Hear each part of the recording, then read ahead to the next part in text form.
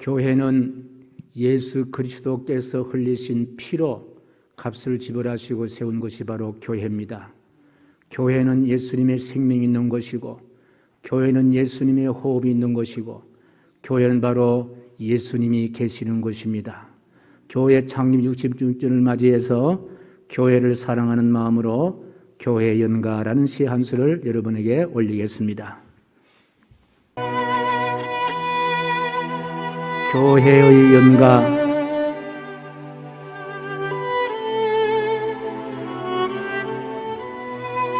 예순여섯 살, 그러니 6번이나 강산이 바뀐 세월, 아직도 우리 예수님 십자가상에서 부르시는 사랑의 목마른 음성, 성전의 모퉁이에서 들리는 듯 합니다.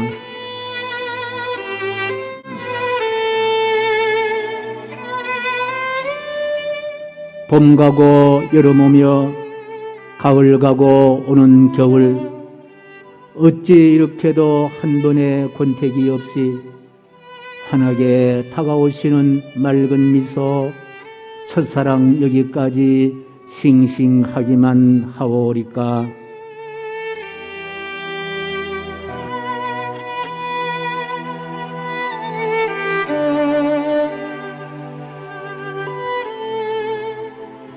(24,091을) 하루 같은 사랑으로 주님 옷자락에 우리 허물 감싸 덮으시고 온갖 무거운 짐 속으로 삼키시며 한결같은 동행자 내 사랑 예수님이시여,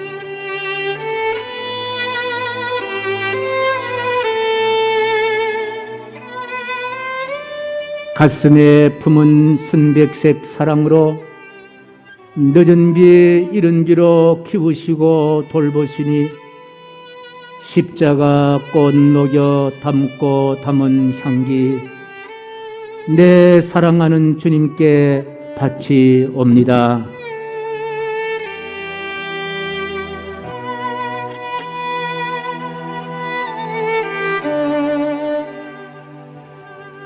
겨울가지 끝에 달린 라일락꽃 향기처럼 하늘빛 닮은 은혜로운 얼굴들, 송이꽃 빚어 만든 사랑의 꽃다발, 옥합 깨뜨린 여인처럼 주님께 바칩니다.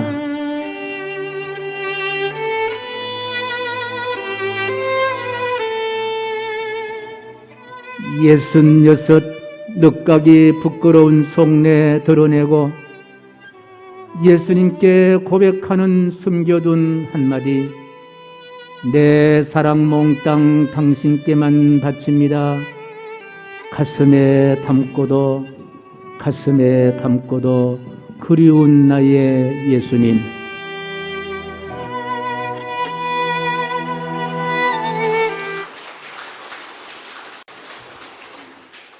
부활하신 예수님을 우리는 볼 수 없으나 매주 볼 수 있는 예수님이 바로 교회입니다. 교회는 예수님께서 머리이시고 교회의 머리의 지체는 바로 저와 여러분들입니다. 여러분을 바라보면서 부활하신 예수님을 볼 수 있고, 여러분의 사랑을 경험하면서 우리를 사랑하시는 그 예수님의 사랑을 경험할 수 있는 것이 바로 교회다. 교회의 영광이 하늘의 영광이요, 교회의 평안이 하늘의 평안이요, 교회의 부흥이 우리의 삶의 유일한 부흥이 되기를 축복합니다. 우리 예수님께서 부활하셨습니다. 예수님의 부활하시면 우리 기독교의 자존심입니다. 기독교가 다른 종교와 차별될 수밖에 없는 차별성이 바로 여기에 있습니다. 우리 기독교만이 부활의 신앙을 믿고 부활의 신앙으로 살아가는 종교가 바로 기독교입니다. 예수님의 부활은 기독교가 2000년 동안 내려올 수 있었던 것과 같은 힘이 되는 것입니다.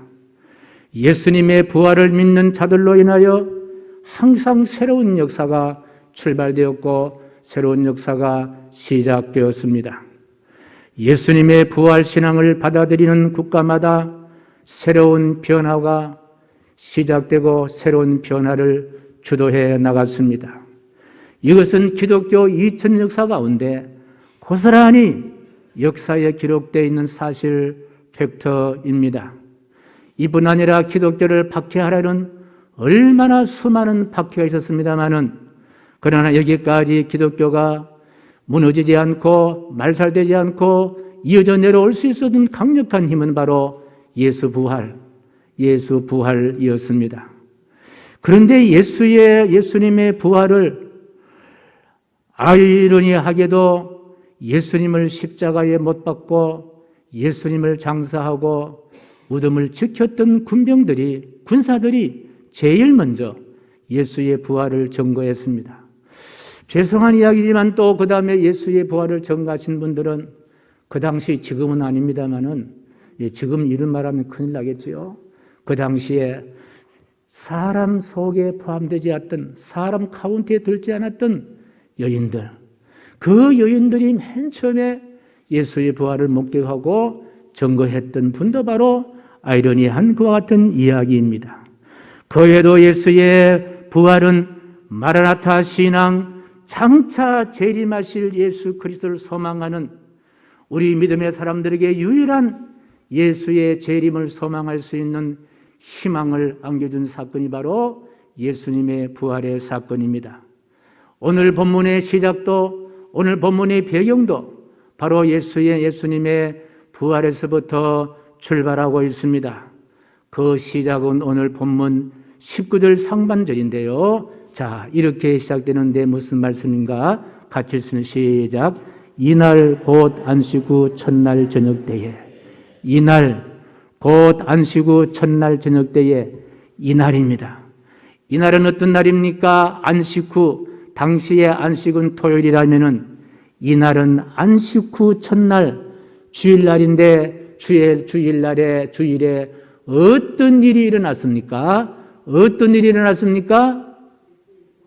예, 한번 크게 하여 봅시다. 어떤 일이 일어났습니까? 그렇죠. 예수의 부활이 일어난 그와 같은 저녁입니다. 자, 이렇게 시작하는 말씀부터 저의 가슴은 두근거리게 합니다. 그 이유가 이날 곧 안식 후 첫날에 바로 예수님의 부활입니다. 예수님께서 십자가에 죽으시고 예수님이 다시 살아나신 예수님의 부활날입니다. 그런데 그 찬란한 예수 부활의 저녁, 그러니 예수님의 부활하신 날 저녁에 예수님께서 부활하신 후에 첫 행보가 기록되어 있는 말씀입니다. 그러니 저에게도 큰 관심사가 됩니다. 과연 예수님께서 부활하시고 첫 공적인 행보가 있는 그날 어디로 갈 것인지, 어디로 가서 누구를 만날 것인지, 그리고 무슨 말씀을 첫 일성으로 그렇게 말씀하실는지 굉장히 규칙가 주목되는 거예요. 여러분 그렇지 않습니까? 자, 여러분이요, 만약에 이제 죽었습니다. 그리고 장사했습니다. 그런데 3일 만에 일어난 거예요. 여러분 어디로 갈 것입니까? 어떤 말을 할 것입니까? 누구를 만날 것입니까? 이건 굉장히 관심거리예요. 우리는 잘 알고 있습니다. 예수님께서 부활하신 첫 행보는 어디로 갔습니까? 숨어있는 제자들에게 갔습니다. 왜 숨은 제자들에게 갔습니까? 예수님을 죽였던 그 유대인들, 그 포악한 자들이 예수님의 제자들을 색출해서 저들을 죽일 것이다. 그런 걱정과 염려로 숨어있는 제자들의 예수님이 찾아가시는 거예요. 그래서 첫 번째 말씀을 하십니다. 가슴이 두근거리지 않습니까? 자, 부활하신 예수님께서 첫 번째 말씀하십니다.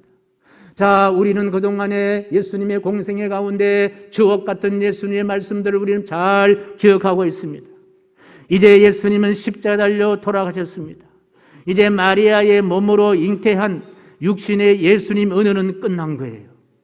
그리고 다시 부활하신 예수님께서 부활체의 은혜가 새롭게 시작이 됩니다. 적어도 육체적인 예수님의 언어와 부활하신 예수님의 언어와는 좀 차이가 있을 것이다. 그런 생각을 가져봅니다. 그러니 육신으로서의 예수님의 언어와 부활체로서의 예수님의 언어는 뭔가 다르지 않겠나 하는 이런 관심이 있습니다. 여기까지 생각하면 도대체 더 궁금해집니다. 도대체 예수님께서 어디 가신 것은 알고 누구를 만난 것은 우리가 잘 압니다만 도대체 어떤 말씀을 먼저 하셨을까? 여러분이라면은 혹시 이런 경우가 있다면은 무슨 말을 먼저 하실까요? 뭐 사랑한다 이런 말을 하실까요? 뭐 밥 먹었나? 뭐 돈 벌었나?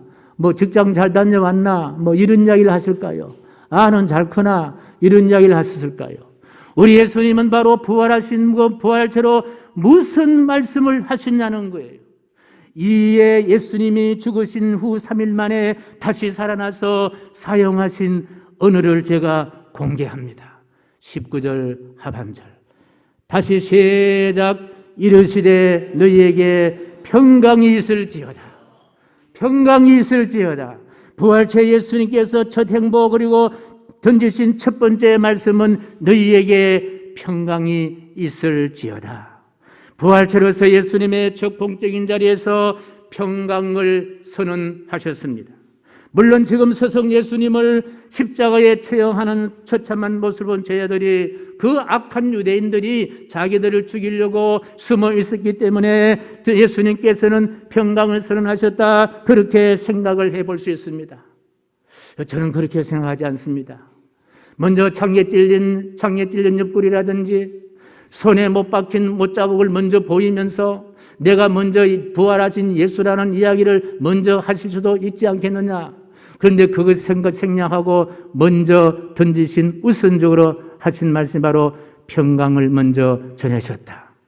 이처럼 부활하신 예수님께서 제자들을 만나서 가장 먼저 하신 말씀 바로 평강이라는 말씀을 하셨습니다. 이유, 평강이라는 것은 단순히 제자들이 처한 두려움 때문이 아니라 평강은 온 세상에 사는 모든 사람들에게 반드시 필요한 것이 바로 무엇인가? 그것이 바로 평강. 평강임을 예수님께서 말씀해 주시기를 원하셨기 때문인 줄로 믿습니다.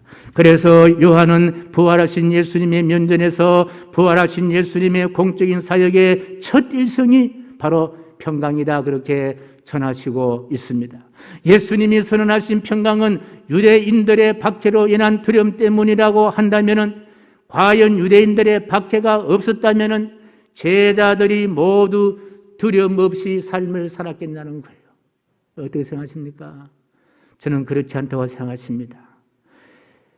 두려움은 상황의 문제가 아니라 우리의 삶의 문제가 바로 두려움입니다. 그래서 어린아이가 먼저 세상 다닐 때 매하고 운다 그러잖아요.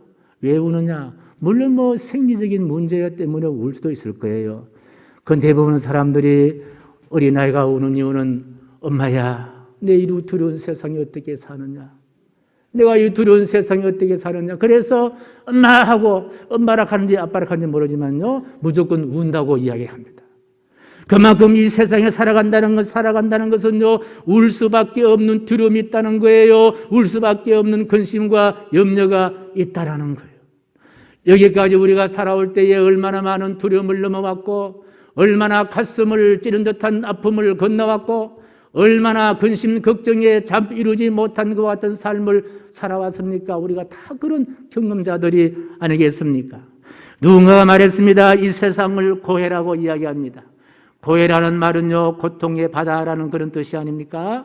바닷가의 파도는 쉬지 않고 출렁이듯이 우리 앞에 고통이 멈추지 않는 인간의 세상을 이야기하고 있습니다. 하나의 고통이 끝나면은 다른 하나의 고통은 순식간에 줄을 서서 우리에게 달려오고 있습니다. 눈 감으면 번민이요, 눈 뜨면 각박한 현실이요, 심지어는 고통은 꿈속에서라도 우리에게 고통이 있다는 사실입니다. 그래서 예수님은, 부활하신 예수님은 고통의 바다를 건너는 사람들을 향하여 평강을 선언하십니다. 정말 부활하신 예수님답게 예수님만이 전할 수 있는 것이 바로 평강이란 말씀이다 라는 생각 가져봅니다. 사실 우리 예수님 십자가를 지시기 전에도 이 평강은 약속했습니다. 요한복음 14장 1절 말씀요. 시작. 너희는 마음에 근심하지 말라. 이 말이 무슨 말이에요? 너희는 마음에 평안을 가져라. 너희는 마음에 평강을 가져라. 그런 이야기 아니겠습니까? 이처럼 마음의 근심이나 환난이나 한 번 지나갔다고 끝나는 것이 아니라는 말씀이에요. 한 가지 문제가 지나면요, 또 다른 문제가 줄을 섭니다. 그 한 가지 문제가 지나가면요, 또 서너 가지 문제가 줄을 서고 기다리는 것이 우리네의 삶이 아니겠나. 그 옛날 어른을 보면요, 천석군이 되면 얼마나 좋습니까? 그러나 천석군은 천 가지 걱정, 만석군이 되면 좋지만은 만석군은 만 가지 걱정이다. 가지 많은 나무에 열매가 많이 열리지만요, 가지 많은 나무에 뭐가 잘 날이 없다? 바람 잘 날이 없다. 거기에 고통의 바람, 두려움의 바람 잘 날이 없다. 그렇게 말씀하십니다. 이처럼 근심과 환난의 세상에서 이 고난과 두려움에서 우리를 구원하시려고 예수님은 부활했었다. 그리고 말씀하십니다. 요한복음 16장 33절 말씀이네요. 같이 시작. 이것을 너희에게 이르는 것은 너희로 내 안에서 평안을 누리게 하려 함이라. 세상에서는 너희가 환난을 당하나 담대하라. 내가 세상을 이겼노라. 사랑하는 성도 여러분, 우리는 부활하신 예수님을 믿는 사람들입니다. 그러니 반드시 저와 여러분들이 누려야 할 것은 바로 무엇입니까? 평강인 줄로 믿습니다. 평강을 누려야 합니다. 평강을 소유해야 합니다. 평강으로 충만해야 됩니다. 할렐루야. 여러분 마음속에도 평강으로 채우시고, 여러분의 가정 속에서도 평강으로 채우시고, 사랑하는 남편들이여 아내 마음에 평강으로 채우십시오. 아내들이여 남편 마음에 평강으로 채우십시오. 자녀들이여 부모의 마음속에, 부모님들이여 자녀의 마음속에 평강으로 채우십시오. 평강으로 채워야 한다. 이 평강은 다른 말로 샬롬이라는 말을 씁니다. 지금도 히브리인들은요, 샬롬이라는 그런 인사를 합니다. 우리는 옛날에 뭐 밥 잡섰어요, 진지 잡섰어요라고 말을 합니다. 요즘은 뭐 그런 인상 좀 사라졌습니다만 히브리인들은 만나면은 샬롬, 샬롬, 평강을 이야기하는 거예요. 이들은 평강을 말하면서 하나님과 하나가 되고, 평강을 말하면서 이웃과 사랑의 교제가 만들어진다는 거예요.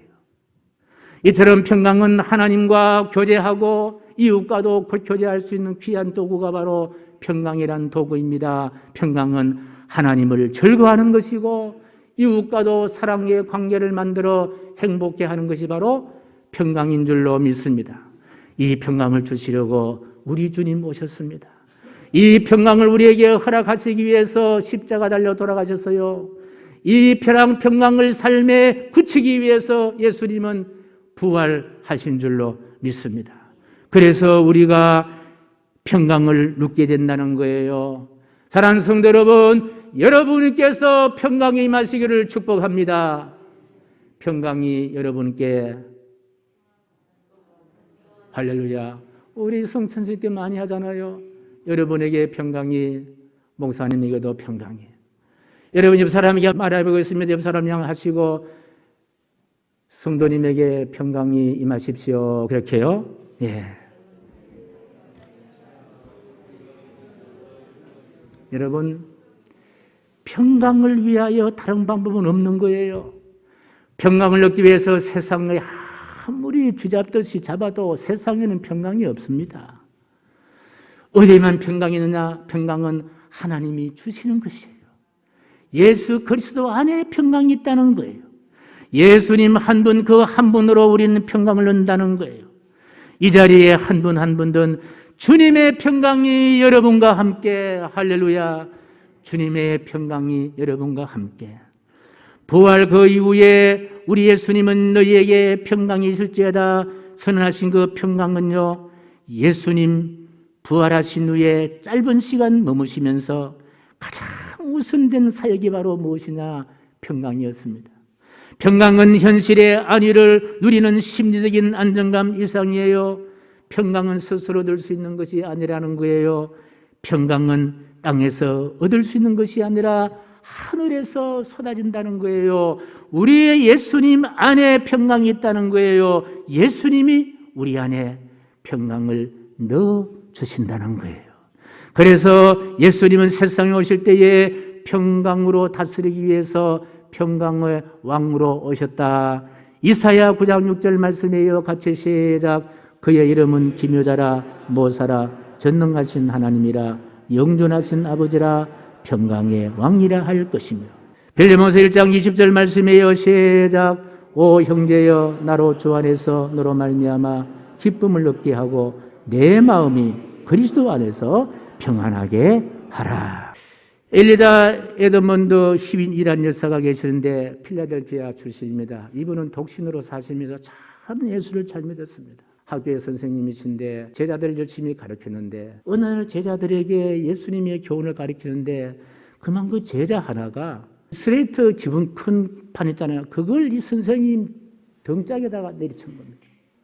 그러더니 희윈 여사의 등이 무너진 거예요. 몇 번 수술을 하고 병원에 6개월 정도 이제 휠체어를 타고 기부스를 하고 그렇게 생활할 수밖에 없는 중상을 입었습니다. 그런데 가만히 생각해보니 너무 억울한 거예요.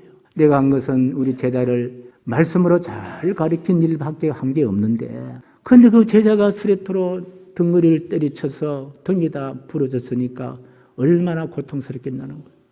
그 시간이 지날수록 잘 회복되지 않고 분노감과 정오감이 가득 찼는데 그런데 그 병원에 흑인 여성이 청소를 하고 계시는데 그런데 그 흑인 여성이 늘 찬양을 부르고 기쁨으로 즐거움으로 청소를 하더라는 거예요. 그래 이 흑인 여사가 그 아줌마를 불렀으면 도대체 우리 아줌마는 걱정도 없느냐고 두려움도 없느냐고.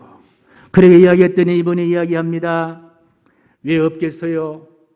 나의 삶 속에는 모두가 다 걱정입니다. 수많은 닥치는 고난들이 있었습니다. 그런데 날 위해 예수께서 부활하셨다는 그 예수님만 생각하면 나도 모르게 깊은 곳에서 평강이 솟아나네요. 날 위해 부활하신 예수 그리스도 그분만 생각하면 내 마음에 평강이 솟아납니다. 이 말에 희윈 여사가 충격을 받았습니다. 아니 나도 예수를 믿는데 나도 예수를 믿는데 왜 내 안에는 부활하신 예수님께서 계시지 않느냐, 평강이 솟아나지 않느냐.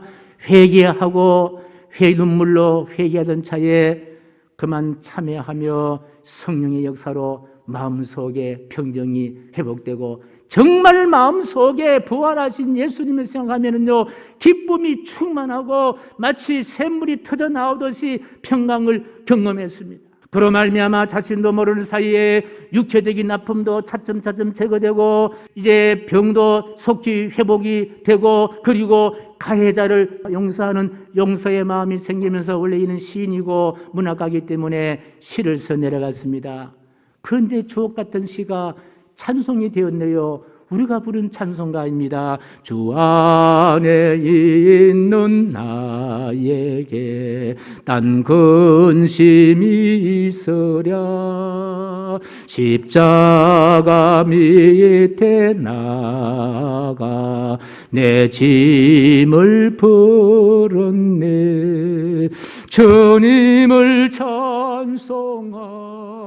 찬송하면서 할렐루야 할렐루야 내 앞길 멀고 험해도 나 주님만 따라가리 할렐루야.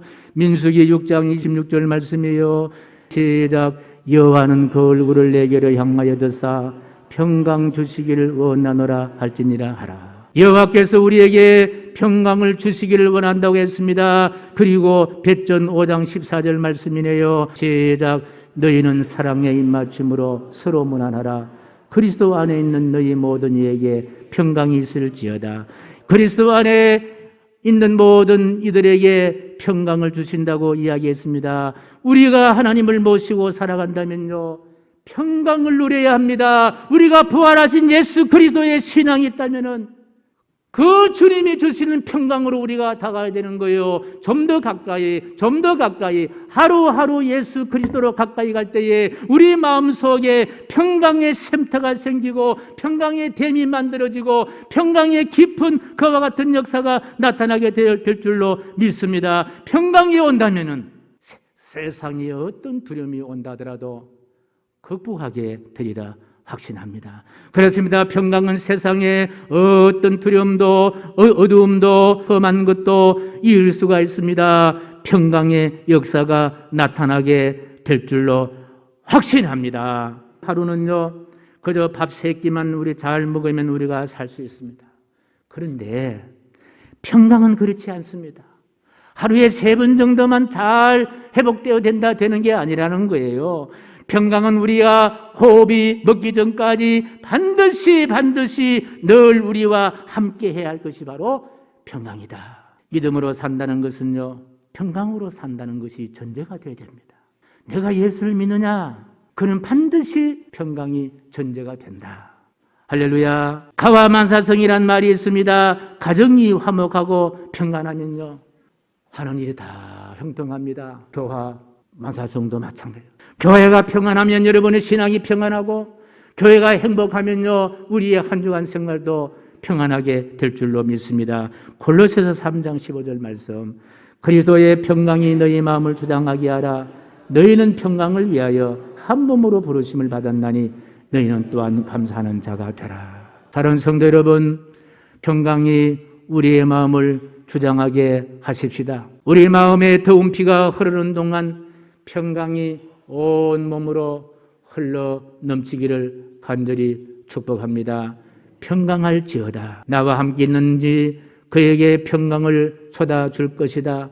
예수님이 내 마음 안에 계시면 여러분에게도 평강이 있는 줄로 믿습니다. 오늘 우리는 오후 3시 30분에 직분자 임직을 하는 예식, 거룩한 예식, 구별된 예식을 합니다.